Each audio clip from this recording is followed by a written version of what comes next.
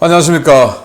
신의균의 국방TV 데일리 디펜스입니다. 자, 오늘도 아주 중요한 이 우크라이나 전황 그리고 군사 안보 소식 알려드리겠습니다. 자, 그런데 이 오신트 레이더 시간인데 이름을 바꿨어요. 왜냐? 오신트, 즉 공개된 정보 소스를 통한 여러분들께 정보를 알려드리는 뭐 그런 거였는데 이게 좀 직관성이 떨어진다라는 그런 평들이 많아서 과거에 썼던 데일리 디펜스를 다시 부활하기로 했습니다. 그래서 이 아침에 새벽에 공개해드리는 이 뉴스 프로그램은 데일리 디펜스로 통칭을 하고 오후에 전해드리는 뉴스 프로그램은 시큐리티 뉴스로 통칭을 하고 그리고 군사TV에서 매일 오전에 또 공개해드리는 군사안보 뉴스 프로그램은 디펜스 브리핑이라고 하고 그리고 국방TV의 주말 분석 프로그램이죠. 심층 분석 그리고 위클리 디펜스 이렇게는 이제 따로 분석 프로그램을 빼고 매일 알려드리는 뉴스들은 새벽은 데일리 디펜스 그리고 오후는 시큐리티 뉴스 그리고 군사TV는 디펜스 브리핑 이렇게 가도록 하겠습니다. 앞으로는 이 오신트 레이더는 이름을 이제 없애고 데일리 디펜스로 통칭을 하도록 하겠습니다. 그러나 내용은 똑같습니다. 자, 오늘은 정말 흥미로운 뉴스가 있어요.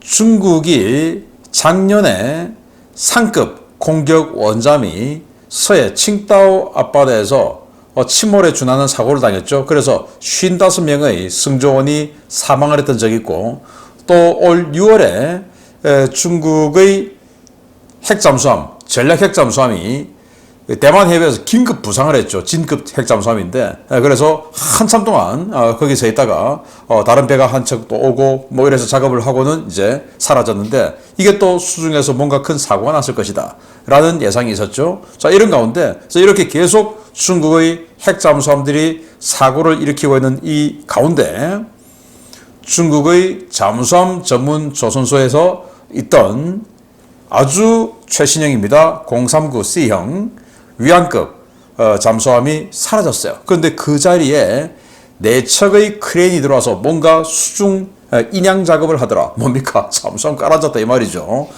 건조하던 중에 어떤 내용인지 중국 왜 이렇게 자꾸 잠수함 사고가 터지는지 보도록 하겠습니다. 자, 정보 브리핑 먼저 보겠습니다. CNN 등 주요 외신은 해리스 부통령과 트럼프 전 대통령의 경쟁 구도를 검사 대 범죄자 구도로 프레임화하고 있다라고 보도를 하고 완전히 그냥 뭐 신났어요. 그래서 해리스가 검사로서의 자신의 이력과 범죄자로서의 트럼프의 이력을 대조시킬 준비를 하는 방법 등등 하면서 CNN에서 계속 지금 분위기를 띄우고 있습니다.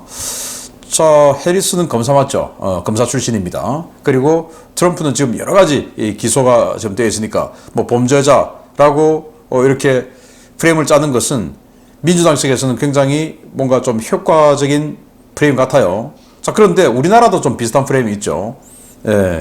지금 검사 출신의 대통령이 되어 있고 또 검사 출신의 여당 대표가 지금 될 것으로 거의 확실시 되는 상황이죠. 그리고 반대로 범죄자가 대통령 후보가 될 가능성 아주 높지 않습니까? 범죄자로 생각되는 사람이 뭐 좀 우리도 벤치마킹 하면 어떨까라는 생각이 드는데요. 자, 미국의 50개 주 민주당 지도부가 해리스 부통령을 지지했습니다. 그래서 이제 뭐 투표도 필요 없다 하는 분위기까지 갔는데요. 각 주 대의원단이 해리스 지지 선언 쇄도하고 있다. 그래서 이제 민주당 대통령 후보는 해리스 부통령으로 되는 것이 거의 기정사실이다 라는 거고요. 워싱턴 포스트는 해리스가 바이든보다 경쟁력이 우위에 있다. 그래서 트럼프와 붙었을 때 근소 열세 또는 일부 우세다 라고 하면서 최근에 있었던 여론조사들을 이렇게 정리했는데 가장 오래된 것이 지금 이 여론조사했던 그 시기예요. 그래서 6월부터 7월까지 이렇게 다양하게 있는데 자, 이걸 지금 그 자세히 보면 날짜를 보면 7월 그러니까 트럼프 대통령이 저격을 당했을 때 그 이전의 여론조사가 이만큼 있습니다. 그러니까 트럼프 대통령이 저격을 당한 이후에 지지도가 급상승했겠죠. 그리고 또 바이든이 사퇴했을 때 뭐 지금 조사를 해야 되는 것이지. 그러니까 트럼프 대통령의 저격 그리고 바이든의 사퇴 그 이후에 적용해야 되는 거지. 이거는 그런 것들이 반영이 안 된 그런 상황이다. 그래서 여기 보면 위에 있는 세 개, 이 세 개는 트럼프 대통령의 저격은 포함된 건데 CBS는 트럼프 대통령의 저격이 포함됐죠. 그래서 트럼프가 3%포인트로 이겼고요. 그리고 또 여기는 뭐 동점이고, 그리고 이코노미스트는 트럼프 대통령이 5%포인트로 이기고 있고요. 그리고 NPR, PBS 여기는 트럼프 대통령 저격 이전이에요. 해리스가 트럼프보다 오히려 1% 앞서고 뭐 등등 해서 뭐 그냥 1에서 2% 근소한 상황이에요. 트럼프 대통령이 저격이 있기 전에. 그 저격이 있은 후에는 트럼프 대통령이 5%, 3% 이렇게 앞섰죠. 그러니까 그런 거 감안하고, 그리고 지금 다시 이제 해리스와 붙여봐야 된다라는 건데, 어쨌든 분위기는 바이든보다는 훨씬 좋다. 바이든 때는 거의 두 자릿수 차이도 있었는데 지금은 여기는 아주 박빙이다 라면서 지금 주류 언론들이 해리스 띄우기에 그냥 아주 열광적으로 나서고 있습니다. 주류 언론들이 이렇게 대거 나서면 분위기 지금 어떻게 될지 모르는 거예요. 계속 살펴보겠습니다. 파이낸셜 타임스는 독일 정부가 트럼프 재집권에 대비해서 위기 대응 그룹을 편성했다.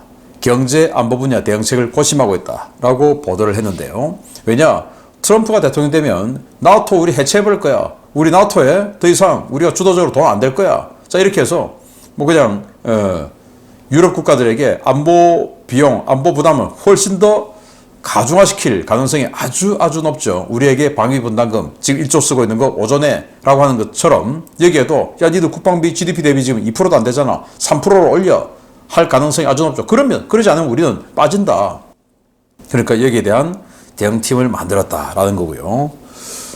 자, 네타냐후 이스라엘 총리가 미국 방문하기 위해서 7월 22일 전용기로 출국했습니다. 그래서 미국 방문하고 나서 만약에 레바논하고 전쟁을 한다 하더라도 그 이후가 되겠죠. 결국 이번 주말 또는 주말 이후에 빨라도 그 정도의 전쟁을 하지 않을까. 그래서 바이든 대통령과 정상회담 해서 분위기를 보겠죠. 그래서 우리 해야 된다. 바이든은 말리겠죠. 뭐 이런 거 다 결과, 그리고 의회 연설, 그리고 트럼프 대통령과 면담을 조율 중인데 이런 거 다 마치고 나서 전쟁을 결심할 가능성이 높은데요. 그래서 VIP 수송기죠. 이스라엘의 VIP 수송기 시온의 날개가 이렇게 공항에서 출발하는 이 사진이 워싱턴을 통해서 공개가 됐어요. 자, 목요일, 즉 25일인데 이 이후에 인질 협상에 복귀한다라고 이스라엘 집권 여당이 밝히니까 여당 일각에서는 정부의 인질 협상 재개는 정부 정통성을 훼손하는 것이다. 그냥 때려라 무슨 협상이냐라고 하는 아주 강경파들의 목소리가 있고요. 이스라엘이 예멘 공습했죠. 지난 주말에. 그때 요르단과 사우디아라비아의 영공을 통과해서 폭격을 하는데 이스라엘 공군의 F-15 그리고 F-35 두 가지 종류의 전투기가 이 작전에 투입이 되었고, 그래서 이 요르단과 사우디아라비아가 이스라엘의 영공을 개방해 줬다. 이게 이제 아주 중요한 포인트죠. 그런데 또 이게 그 완전히 그냥 양진영으로 갈라지는 게 후티는 또 텔아비브를 공격했다고 했지 않습니까? 그런데 그게 진짜로 후티가 한 거예요. 헤즈볼라가 한 게 아니고. 이 후티가 텔아비브 공격하는 그 드론을 날렸을 때 이집트는 시나이 반도를 통과하는 것을 봐줬다라는 겁니다. 그러니까 이집트는 지금 후티에게 붙고 이란에게 붙고 그리고 사우디아라비아, 요르단은 이스라엘을 지원하고, 자, 이런 식으로 해서 이란을 중심으로 한 저항의 축, 시아파 세력이죠. 그리고 사우디아라비아를 중심으로 하는 수니파 세력은 오히려 이스라엘을 돕는 이런 상황으로 볼 수 있습니다. 이스라엘은 2006년에 퇴역한 M163, VADS 등 구형 방공 시스템을 대거 복원했습니다. 그래서 레바논 전선, 즉 북부 지역에 배치를 했는데 이게 우리 한국군도 가지고 있던 그 발칸이죠. 그 발칸에다가 스팅어를 장착한 그런 장비다라고 할 수 있는데 2006년 레바논 전 이후에 다 퇴역했는데 그걸 전부 복원시켰어요. 왜? 방공은 많으면 많을수록 좋으니까. 그래서 요즘 드론도 있고 하니까 방공무기 많아야 되죠. 그래서 이렇게 대거 복원해서 북부 지역에 배치를 해서 레바논과의 전쟁에 대비하고 있다라는 것을 볼 수 있고, 파키스탄 정부는 벤자민 네타냐후 이스라엘 총리는 테러리스트다. 그래서 그를 법의 심판대 위에 세워야 한다라고 파키스탄이 갑자기 폭주하고 나섰습니다. 중국은 이란과의 무역 열차를 7월 21일 정식 개통을 했는데 주 1회 운항을 시작을 해서 매달 운행수를 확대하기를 추진한다고 합니다. 그래서 그거 발표하는 자리에요. 이 사람이 중국 관련한 수뇌부인 것 같은데 아주 기분 좋은 표정으로 우리 이런 거 한다 하고 하는데 출발 지점은 신장 위구르의 우르무치, 신장 위구르의 수도죠. 중국의 그 우르무치에서 출발해서 카자흐스탄 거쳐서 우즈베키스탄의 타슈켄트, 사마르칸트 같은 수도와 아주 오래된 유명한 도시를 거쳐서 그리고 투르크메니스탄 거쳐서 이란으로 간다. 그런데 이란 불량국가죠. 중국도 불량국가고 그리고 그 중간에 있는 나라들도 딱히 정상적인 국가는 없는 것 같아요. 그런데 이 이란은 이 열차 이 노선을 튀르키예를 거쳐서 유럽으로 보내기를 희망하고 있다라는 겁니다. 튀르키예를 거치려고 하면은 그 보스포러스 해협에 또 교량을 만들어야 되는데 그게 아니면 이제 조지아 뭐 등을 거쳐서 우크라이나 쪽으로 해서 유럽으로 보내는 뭐 이런 것도 생각해 볼 수 있죠. 1대1로입니다. 이제 그걸 지금 하고 있는 겁니다. 자, 우크라이나 상황. 주말간에 3일간에 있었던 전황 보겠는데요. 990명, 1100명, 1050명의 러시아군을 사상시켰다라고 발표했고 전차는 7대, 9대, 18대 격파, 장갑차는 15대, 46대, 17대 격파, 차량은 59대, 68대, 102대 격파. 차량이 굉장히 많습니다. 특히 어저께 같은 경우에 102대 굉장히 많네요. 특수장비는 14대, 9대, 21대 격파, 야포는 22대, 44대, 51대 격파, 다라잔 로켓 금요일 1대 격파, 고성형 항공기 수호-25예요. 이게 이제 아우디우카 서쪽에서 한 대가 격추됐고요. 무인 항공기는 34대, 52대, 73대 격추 등의 전과가 있다라고 밝혔고 전과 많습니다. 우크라이나 총참모부는 117회의 전투가 발생했는데 적의 손실이 증가 중에 있다라고 하고 우크라이나 동부 사령부는 러시아가 하르키우에 재공세를 하기 위해서 병력을 집결 중이다 라고 했는데 이 하르키우의 립시 그러니까 하르키우 바로 북쪽에 립시 전선이 있고 하르키우에서 동쪽이죠. 거기에 이제 볼첸스크 전선이 있는데 이 립시 쪽에 병력이 집결 중이다 라고 하는 거예요. 그래서 하르키우를 바로 때리기 위해서 병력을 모으고 있다 라고 볼 수 있습니다. 젤렌스키 대통령은 러시아가 하르키우 공세에서만 2만 명이 전사했다. 2만 명이 전사했으면 한 6에서 8만 명 정도 부상, 중상을 당했겠죠. 그러니까 뭐 한 10만 명 정도가 이 하르키우에서 사상을 당했다라고 볼 수 있는데 러시아 괜히 여기 이렇게 해서 피해만 큽니다.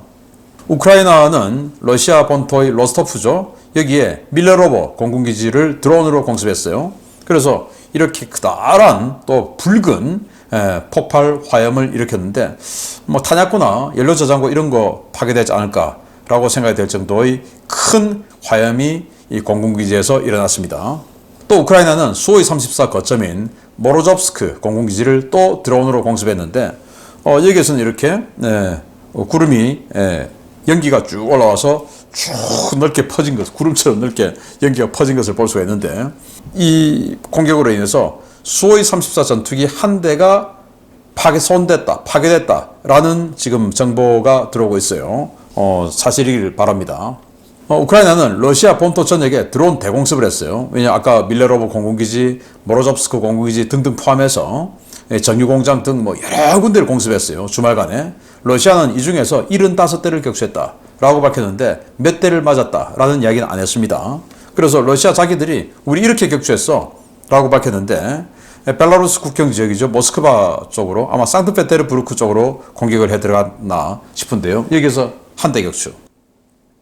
그리고 이 벨고로드 쪽에서 한 대 격추, 또 한 대 격추, 그리고 로스토프 지역에서 47대 격추, 여기에 뭐 제일 많은 드론을 보냈나 봅니다. 그리고 아조프의 크림반도 쪽에서 17대 격추, 그리고 또 이 남쪽에서 8대 격추 해서 75대를 격추했다라고 러시아는 밝혔는데 몇 대를 맞았다라고는 이야기 안 했습니다. 많이 맞았겠죠. 그러니까 정유공장이다, 공군기지 2군데다 저렇게 지금 폭발 화염들이 치솟아 오르고 있는 거겠죠.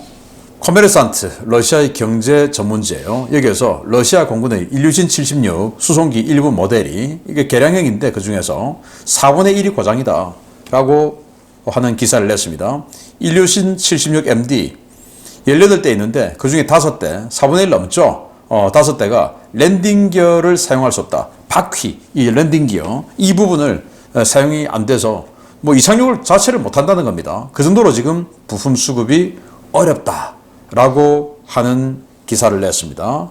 그러니까 이 제재가 점점 길어지면서 전쟁이 점점 길어지면서 러시아의 삶, 경제 그리고 군사 모든 부분이 계속 다운되고 있는 것을 볼 수 있습니다. 러시아는 크림반도에서 해군 육전대, 즉 해병대죠. 모병을 시작했는데 현지 반응은 싸늘하다. 싸늘하겠죠. 지금 가면 죽을 건데.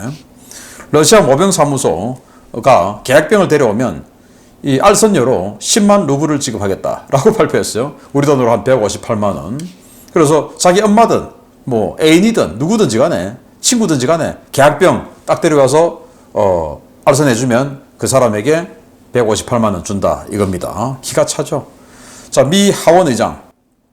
우크라이나 전쟁에 있어서 우크라이나를 지지하고 성원하는 사람들 많죠. 그러다 보니까 트럼프가 되면 우크라이나에서 바로 그냥 종전한다고 하는데 이거 큰일이잖아 라는 생각을 한 사람들이 많으니까 하원 의장은 그 걱정하지 마라. 트럼프는 힘으로 우크라이나 전쟁을 끝낼 수 있다. 어떻게 끝내느냐? 우리 미국이 원하는 바대로 끝낼 수 있는 힘이 트럼프에게는 있다. 그러니까 트럼프가 되면 러시아가 오히려 유리할 거야. 이런 생각하지 마라. 걱정하지 마라. 라고 하는데 그렇게 되기를 바라겠습니다. 그게 아니고 그냥 갑자기 오늘 이 순간으로 지금 이 전선에서 끝! 자, 휴전해! 이렇게 되면 러시아만 좋죠. 그러면 안 되죠. 자, 주요 소식. 야, 중국 잠수함 또 침몰한 것 같습니다. 보겠습니다. 지난 7월 초 이란 반다르 아바스 해군기지 내 조선소에서 수리 작업 중이던 전투함이 미상의 이유로 전복돼 침몰했다는 소식 전해드린 바 있습니다. 이 사건이 발생하기 전 중국에서도 같은 유형의 사건이 발생했다는데 중국의 신형 잠수함이 침몰했을 가능성이 제기되고 있습니다. 중국 최대의 재래식 잠수함 건조 시설이 가동되고 있는 후베이성 우창 선박 중공업 집단 우창조선소에서 지난 6월 잠수함 전복 및 침몰로 추정되는 사고가 발생했으며 중국 당국이 이를 은폐하기 위해 전력을 기울이고 있다고 복수의 워싱턴 소식통이 리포트했습니다. 퇴역 잠수함 장교로 현재는 미국 싱크탱크 신미국 안보센터 선임연구원으로 활동하고 있는 톰 슈워트 연구원은 중선중공 산하 우창조선소 위성사진을 분석한 결과 지난 6월 중순 잠수함 침몰로 추정되는 사고 정황이 포착됐다고 전했습니다. 슈거트 연구원은 5월 29일과 6월 17일에 각각 촬영된 우창조선소 위성사진을 분석한 결과 5월 29일 잠수함이 계류되어 있던 부두에서 잠수함이 사라지고 그 자리에 4척의 크레인 바지선이 등장했다라며 현장에 있던 잠수함이 침몰했을 가능성을 제기했습니다. 해당 위치는 중국이 최근 선보인 039C형 잠수함의 의장공사가 진행되던 부두였는데요. 해당 부두에는 지난 6월 12일부터 17일까지 4척의 크레인 바지선이 나타나 모종의 작업을 진행했고 바지선들의 크레인 견인고리 위치에는 검은 그림자가 드리워져 있었습니다. 슈거트 연구원과 미국 군사 전문지 더 워조는 이 그림자가 정확히 무엇인지는 식별되지 않았지만 그림자 길이가 039형 잠수함의 길이와 비슷하다면서 해당 조선소에서 모종의 사고로 잠수함이 전복되었을 가능성을 제기했습니다. 중국이 해당 부두에 여러 대의 바지선을 배치해 무언가를 인양한 듯한 작업을 실시한 것은 해당 부두에서 무언가가 가라앉았다는 것을 의미하는 것인데요. 우창조선소가 최근 039C형 잠수함을 건조하고 있다는 점을 감안하면 가라앉은 무언가는 039C형 잠수함일 가능성이 높습니다. 또 워저는 크레인은 전복되었거나 전복될 위험이 있는 선박을 바로잡거나 안정화시키는 데 사용되며 선박이 손상되었을 때 파편을 옮기는 역할도 한다 라며 현장에서 기름 유출을 막기 위한 목적으로 보이는 붐도 식별됐다 라고 덧붙였습니다. 이 같은 상황들은 지난 7월 초 감쪽같이 사라져 더는 식별되지 않고 있는데요. 모종의 사고로 최신형 잠수함을 잃은 것으로 보이는 중국. 도대체 우창조선소에서 무슨 일이 있었던 것인지 궁금증이 커지고 있습니다. 네, 중국의 재래식 잠수함 중에서 가장 신형입니다. 위안급, 그 중에서도 039C형인데 039C형은 이게 그 함교죠. 사실 세일이라고 해야 되는데 그걸 스텔스 디자인을 했다라고 막 자랑하던 바로 그 잠수함인데 그 잠수함이 조선소에서 침몰한 것 같습니다. 자, 여긴데요. 6월 12일 날 이 사고가 발생한 것 같아요. 지금 크레인들이, 바지선들이 지금 다닥다닥 붙어 있습니다. 그리고는 여기에 뭔가 검은 그림자가 있는데 여기가 잠수함 건조하던 부두예요. 그리고 이 이전의 사진에는 잠수함이 있었어요. 그런데 잠수함이 없고 그냥 크레인 바지선들이 와서 네 척이나 작업을 하고 있는 겁니다. 자, 이런 겁니다. 그리고는 여기에 양쯔강 아닙니까? 양쯔강에 있는 조선소인데 강이, 양쯔강은 서쪽에서부터 동쪽으로 흐르죠. 그러다 보니까 바다하고 달리 한쪽으로만 기름이 흐르겠죠. 만약에 침몰해서 기름이 유출된다면. 그래서 이 남쪽에 이렇게만 하류적으로 가지 못하도록 기름띠를 해놨다라는 것은 이 아래에 뭔가 지금 사고 났다 이거 아니겠습니까? 다 크레인이죠. 크레인들이 뭔가를 건지기 위해서 작업하고 있다. 그런데 이 자리에는 분명히 잠수함이 있었다. 그럼 잠수함 깔아앉은 거죠. 그래서 039C형 그들이 만들고 있던 가장 최신 디젤 잠수함인데 이렇게 이제 사고의 느낌이 확 나고 소문이 퍼지니까 중국이 그동안 039C를 한 번도 보여주지 않다가 느닷없이 7월 19일 날 이렇게 039C를 딱 보여줬어요. 우리 잘했어 하고 보여줬는데 이제 이것만 가지고 039C가 침몰 안 했다라고 볼 수는 없는 거죠. 자, 그러면 이게 어떤 일이냐? 지난 6월 달에 대만 해협에서 진급 전략 원잠이 갑자기 부상을 했습니다. 긴급 부상해서 한참을 있다가 그리고 다른 배가 한 척 와서 한참을 또 작업하고 그러고 이제 사라졌어요. 아마 수중에서 큰일 날 정도의 어떤 고장이 있었겠죠. 자, 그런데 그 이전에 작년입니다. 작년 8월에 상급 공격 원잠이 칭다오 앞에서 창에들 쳐놓은 그물에 걸려가지고 사고가 나서 55명이 죽었습니다. 중국의 잠수함이 지금 1년 사이에 3차례나 지금 사고가 난 거죠. 그 중에서 지금 이번 사고는 그냥 잠수함 한 척 날려먹었다라고 볼 수 있는데 그럼 왜 잠수함이 조선소에 따라 저렇게 되냐? 실수 또는 고의라면 사보타주죠. 밸러스트 탱크, 그러니까 잠수함이 자망을 하려면 물을 집어넣어서 무게를 만들어서 이제 들어가죠. 물 밑으로. 그 밸러스트 탱크를 열어버린 거 아닌가? 그러면 물이 들어와서 잠수함이 자망을 하게 됩니다. 근데 자망을 안 해야 되는데 지금 건조하고 있는데 자망을 시키면 어떻게 됩니까? 침몰인 것이죠. 그리고 지금 건조 중이기 때문에 각종 밖으로 이렇게 나올 수 있는 해치 같은 거 열려 있었을 가능성이 아주 높죠. 그러면 그 사이로 물이 다 들어오겠죠. 그러면 어떻게 됩니까? 우리 수해 났을 때 침수 차량들 그 쓸 수 있습니까? 못 쓰죠. 그렇게 돼버린 겁니다. 잠수함 하나 건조하다가 완전 새거 그냥 하나 탁 말아먹어버린 것이다. 그래서 비슷한 시기 7월 7일 날 이란이 다 똑같은 불량 국가들인데 반다르 아바스 해군기지에서 샤한드라는 이 자기네들 주장하는 구축함 이게 멀쩡하게 있다가 갑자기 옆으로 푹 쓰러져가지고 침몰해 버렸어요. 이거하고 똑같은 그런 사고 아닌가라고 생각이 되는데 이게 단순한 이 근로자의 실수로 밸러스트 탱크를 열어서 침몰한 것인지 아니면은 누군가 일부러 외부에서 포섭을 했든지 들어가서 밸러스트 탱크를 일부러 열어서 사보타주를 한 것인지 그 결과로 침몰한 것인지는 알 수 없으나 아무튼 이 중국 또는 이란 또 이번엔 중국이니까 이런 시스템들의 국가는 정말 믿을 수가 없다 라고 해서 한 번 더 느낄 수가 있고 1년 사이에 잠수함 3척이 사고가 나고 2척을 해먹어버린 이 중국 역시 까보중이다 라는 말씀을 드리면서 중국 최신 잠수함 한 1조 원짜리 되죠. 하나 완전히 날렸다 라는 기분 좋은 소식 전해드리면서 마치겠습니다. 감사합니다.